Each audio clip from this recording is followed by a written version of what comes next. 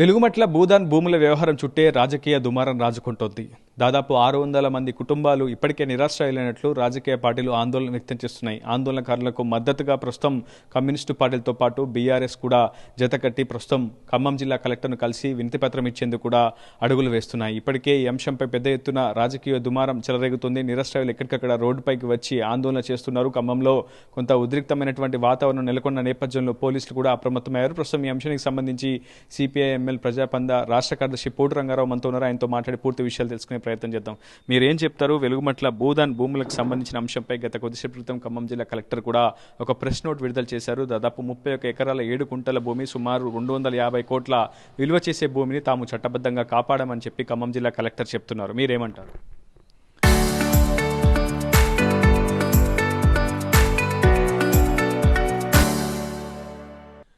చట్టబద్ధంగా భూమిని కాపాడడం అనేటువంటిది ఏదైతుందో అది భూములు కాపాడదనే ఉద్దేశం ప్రభుత్వానికి ఉందని చెప్పడానికి ఆయన చెప్పాడు. కానీ వెలుగుమట్టలో ఎవరో అక్రమార్కులు, బడా పెట్టుబడిదారులు, కార్పొరేట్ కంపెనీలు ఆక్రమించుకున్నటువంటి భూమి కాదు అది. అది భూదాన బోర్డు భూమి, 31 ఎకరాల 7 గుంటలు ఉన్నది. అది అనేక మంది పేదలు, నిరుపేదలు, ఇళ్లలో పనిచేసుకునేటువంటి వాళ్ళు, అదేవిధంగా అనేక కష్ట నష్టాలు కోర్చి రోజువారీ బతుకులు ఇడుస్తున్నటువంటి వాళ్ళు దానికి ఇల్లు కావాలి, గూడు కావాలనేటువంటి ఉద్దేశంతో 2018లోనే ప్లాట్లు చేసుకుని ఇల్లు కట్టుకున్నటువంటి వాళ్ళు వైఖరి. పేదల్ని ఖాళీ చేసి మేము ప్రభుత్వానికి ఆదాయం కల్పించినాం అనేటువంటి వైఖరి ఏదైతే ఉందో అది కరెక్ట్ కాదు. కాబట్టి ఆ డిమాలేషన్ ఏదైతే ఉందో, విధ్వంసం చేయడం అనేటువంటిది ఏదైతే ఉందో 600 మంది కుటుంబాలని రోడ్డును పడేసినటువంటి హృదయ విదారకమైనటువంటి దృశ్యమైనటువంటిది సరైంది కాదు. అధికారులు సరైనటువంటి పద్ధతిలో వ్యవహరించలేదు అనేటువంటిది మేము భావిస్తూ ఉన్నాం. కొన్ని సంస్థలు, కొంతమంది వ్యక్తులు ఒక మాఫియాగా ఏర్పడి దాదాపు కోట్ల రూపాయల భూములను కాజేసేందుకు కుట్ర పన్నుతున్నారు అని చెప్పి ప్రభుత్వం చెప్తుంది. పోలీసులు కూడా ఇప్పటికే దాదాపు 14 కేసులు నమోదు చేశారు. 100 సంఖ్యలో అరెస్టులు కూడా కొనసాగుతున్నాయి. ప్రభుత్వ భూమిని కాపాడడమే తమ లక్ష్యం. హైకోర్టు అదేవిధంగా సిసిఎల్ఈ డైరెక్షన్ తోటే తాము పూర్తి స్థాయిలో ఈ చట్టబద్ధమైనటువంటి పనికి పాల్పడ్డామని చెప్పి ప్రభుత్వ యంత్రాంగంతో పాటు పోలీసులు కూడా చెప్తున్నారు. మీరేమంటారు? వాళ్ళకి చట్ట ప్రకారమే చేసి ఉన్నారు. కానీ చట్టం అనేటువంటిది కేవలం యాంత్రికంగా ఉండడం అనేది సరైనది కాదు. ఆడున్నటువంటి నిరుపేదల్ని ఖాళీ చేయించేటప్పుడు వాళ్ళకి సరైన ప్రత్యామ్నాయం కానీ, అదేవిధంగా వాళ్ళ ఏడల ఒక మానవతా దృక్పథం కానీ, అదేవిధంగా వాళ్ళకి ఒక పునరావాసం కల్పించాల్సినటువంటి బాధ్యత ప్రభుత్వానికి ఉందనేటువంటి గుర్తించి అప్పుడు కోర్టు తీర్పులైనా, అధికార యంత్రాంగం తీర్పులైనా అమలు చేస్తే అది ప్రజాస్వామ్యతంగా ఉంటుందని చెప్పి మేము భావిస్తున్నాం. అట్లా కాకుండా వాళ్ళకి నోటీసులు ఇవ్వకుండా ప్రభుత్వానికి మేము భూమిని అంతా స్వాధీనం చేసుకున్నాం. హైకోర్టు ప్రకారమే చేసుకోవచ్చు. కానీ హైకోర్టులో కూడా చాలా కాలం నుంచి చర్చ నడుస్తూ హైకోర్టు తమకు అనుకూలంగా తీర్పు రాగానే ఆగమేఘాల మీద చేశారు. వాళ్ళకి నోటీసులు ఇచ్చి ఉండాల్సింది, వాళ్ళకి ప్రత్యామ్నాయం చూపించాల్సింది, వాళ్ళని కన్వీన్ చేసుకోవాల్సింది. అంతకంటే మించి అక్కడ ఎవరైనా అక్రమార్కులు ఉంటే వాళ్ళని పక్కకి నెట్టి, అదేవిధంగా అర్హులైనటువంటి పేదలకు అది భూదాన భూమి కాబట్టి అది పేదలకు పంచడానికి ఇచ్చినటువంటి భూమి కాబట్టి అందులో అర్హులైనటువంటి వాళ్ళకి హక్కు కల్పించి ఉంటే ప్రభుత్వానికి ఇంత బాధ్యతాయుతంగా ఉండేది అనేటువంటిది మేము భావిస్తా ఉన్నాం. అదే భూ పోరాటాలను భుజాన ఎత్తుకునేటువంటి కమ్యూనిస్టు పార్టీలు వెలుగుమట్ల భూదాన్ భూముల విషయంలో కేవలం ప్రెస్ మీట్లకు, ప్రెస్ నోట్లకే పరిమితం అవుతున్నారు. ఇంత పెద్ద సమస్య కమ్యూనిస్టు పార్టీలకు కనిపించట్లేదు. ఎందుకు కమ్యూనిస్టు పార్టీలు మౌనంగా ఉంటున్నాయి? కేవలం కంటి తుడుపు చర్యగా ఆందోళనలో పార్టిసిపేట్ అవుతున్నాయి తప్ప ఎక్కడ కూడా పోరాటాన్ని భుజానికి ఎత్తుకొని పోరాటాలు చేయట్లేదని ఒక వాదన కూడా వినిపిస్తుంది. దీనికి సంబంధించి మీరేం చెప్తారు? సరే, విమర్శలు, వాదనలు, కొంతమంది యూట్యూబ్ వాళ్ళు రేటింగ్ పెంచుకోవడానికి అవాకులు చవాకులు అనేటువంటిది సాధారణమైంది. ఈ జిల్లాలో మా పార్టీకి కానీ ఇతర కమ్యూనిస్ట్ పార్టీలకు కానీ ఆదివాసులు, ప్రజలు, దళితుల పట్ల పోరాడి 1000 ఎకరాలు సంపాదించినటువంటిది, అనేక ఇళ్ల స్థలాలు సంపాదించినటువంటి చరిత్ర చాలా ఉంది. అది గుర్తించకుండా ఇలా తాత్కాలికంగా ఒక ఘటనను పట్టుకొని దాన్ని ముందు వెనక చూడకుండా, పరిశీలన చేయకుండా మాట్లాడే పద్ధతి ఎవరు చేసినది కరెక్ట్ కాదు. అందుకని చరిత్ర తెలుసుకోవాలి. ఇంతకుముందే మీరు అడిగినట్టు ఈ భూముల్లో వెనక వాస్తవంగా పేదలకు దక్కాలనేటువంటి అభిప్రాయాలతో పాటు ఒక ముఠాగా కానీ లేకపోతే ఒక గ్రూపుగా ఏర్పడి కొన్ని కోట్ల రూపాయలు వసూలు చేసినటువంటి ఒక దందా జరిగిందనేటువంటిది కొన్ని సంవత్సరాలుగా ఆరోపణలు వస్తున్నాయి. మా దగ్గర కూడా అందులో నివాసం ఉన్నటువంటి వాళ్ళే చాలామంది, నివాసానికి డబ్బులు ఇచ్చినటువంటి వాళ్ళే చాలామంది వచ్చి మా దగ్గర కంప్లైంట్ చేశారు. మా దగ్గర 50,000 తీసుకున్నారు, 1,00,000 తీసుకున్నారు, 5 లక్షలు తీసుకున్నారు, భూములు ఇస్తామని ఇవ్వట్లేదు అనేటువంటి కంప్లైంట్లు చాలామంది చేశారు. అయితే వాళ్ళు వచ్చినటువంటి 100-200 మందికి మేము ఏం చెప్పినామంటే, మీరందరూ ఐక్యంగా ఉండి సాధించుకోవాల్సిన అవసరం ఉంది. ఒక పార్టీ నాయకత్వాన నడుస్తుంది. ఆ పార్టీ నాయకత్వం నడుస్తున్నటువంటి దాంట్లో ఇతరులు జోక్యం చేసుకోవడం వల్ల అది విచ్ఛిన్నమయ్యేటువంటి ప్రమాదం ఉంటుంది. ఎవరు ఏం చేసినా, ఏ పార్టీ చేసినా ప్రజలకు భూమి దక్కడం అనేటువంటిది మంచి విషయం. అట్లా బాధ్యతగా ఏ పార్టీ అయినా ఆలోచించాలని చెప్పి మేము వాళ్ళకి నచ్చజెప్పి, మీరు అందులో ఉండి అందరు కలిసి కొట్లాడండి అని చెప్పినాం. వాస్తవంగా 31 ఎకరాల 7 గుంటల్లో 2018 డిసెంబర్ 15వ తారీఖు నాడు అందులోకి పోయి చదును చేసుకొని, ఆ తర్వాత 2019 ఫిబ్రవరి 15వ తారీఖు నాడు వాళ్ళందరూ కలిసి డ్రా తీసుకొని లేఅవుట్ ప్రకారం 400 ప్లాట్లు చేసుకున్నారు.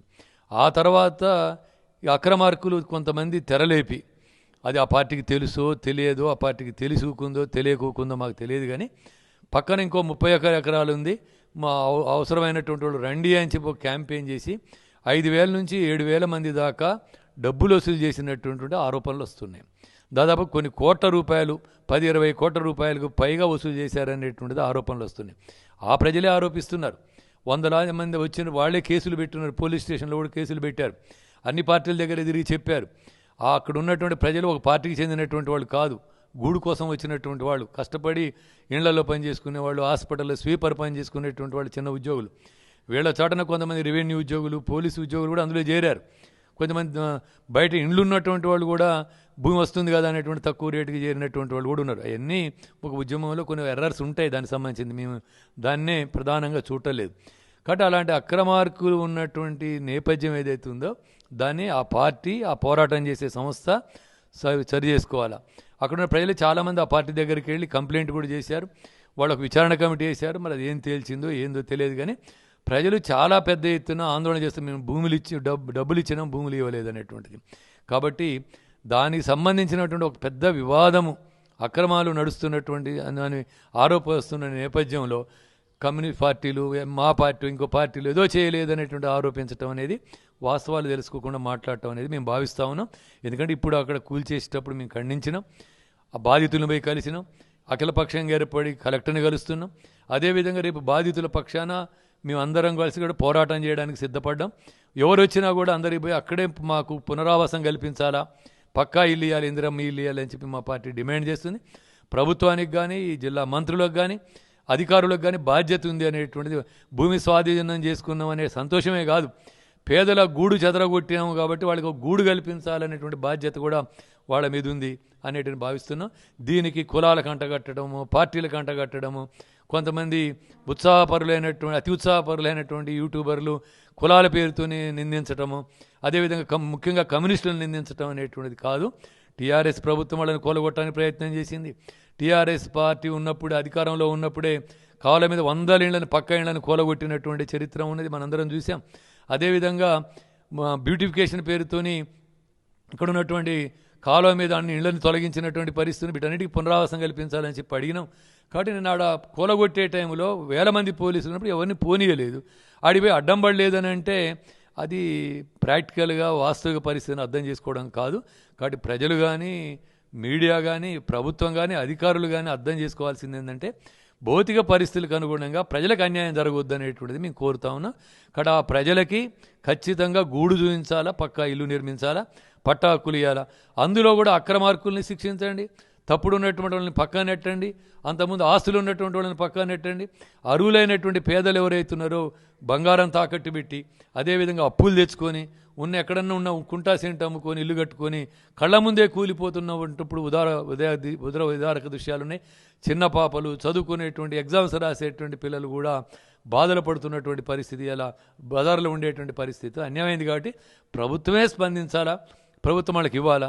ఖచ్చితంగా బాధితుల పక్షాన ఉంటాం. కాబట్టి వాళ్ళు అన్నట్టు మేము ఎవరో చెప్పినట్టు, లేకపోతే ఎవరన్నా వేసినట్టు ఆడ కమ్యూనిస్ట్ పార్టీలు అన్నీ పోయి ఆడ అడ్డం పడేటువంటి పరిస్థితి లేదు. ఆందోళన చేస్తాం, ప్రభుత్వం మీద ఒత్తిడి చేస్తాం, సాధించుకోవడానికి పోరాడతాం.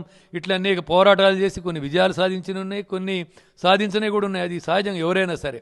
కాబట్టి అందరినీ కలుపుకొని పోయి అందరి మద్దతు స్వీకరించి ప్రజలకి న్యాయం చేయాలి తప్ప వాళ్ళ లోపాలని కప్పిపుచ్చుకోవడానికి పార్టీల మీద దాడి చేయడం అనేది సరికాదని మేము భావిస్తాం. మొత్తంగా వెలుగుమట్ల భూబాధితులకు తాము అండగా ఉన్నామని చెప్తున్నారు సిపిఎంఎల్ ప్రజాపంత రాష్ట్ర కార్యదర్శి పోటు రంగారావు. ఐక్య ఉద్యమాన్ని నిర్మించబోతున్నాం, ఖచ్చితంగా అర్హులైనటువంటి పేదలందరికీ కూడా పునరావాసం అక్కడే కల్పించాలని కూడా ఆయన డిమాండ్ చేస్తున్నారు. ఏదేమైనప్పటికీ అఖిలపక్ష పార్టీలన్నీ కలిసి ప్రస్తుతం ఐక్య కార్యాచరణ దిశగా ముందుకు వెళ్తున్నాయి. మరి కొద్దిసేపట్లో బీఆర్ఎస్ వర్కింగ్ ప్రెసిడెంట్ కేటీఆర్ కూడా ఖమ్మం జిల్లాకు చేరుకోబోతున్నారు. అటు వెలుగుమట్ల భూదాన్ బాధితులను పరామర్శించబోతున్నారు, వారికి అండగా ఉంటామని భరోసా కూడా కల్పించబోతున్నారు. ఇది ఇక్కడ పరిస్థితి. వీడియో నరేంద్రబాబుతో రిపోర్టర్ ఉదయ టీవీ ఖమ్మం నుంచి. చరిత్ర సృష్టించినోడు ఇప్పుడు ఆ చరిత్రని తిరగరాయబోతున్నాడు. అబద్ధాల గోడల్ని బద్దల కొట్టి నిజాలను రాగా మీ ముందుంచబోతున్నాడు. నిజమైన వార్తల కోసం వెంటనే డౌన్లోడ్ చేసుకోండి రా యాప్ని.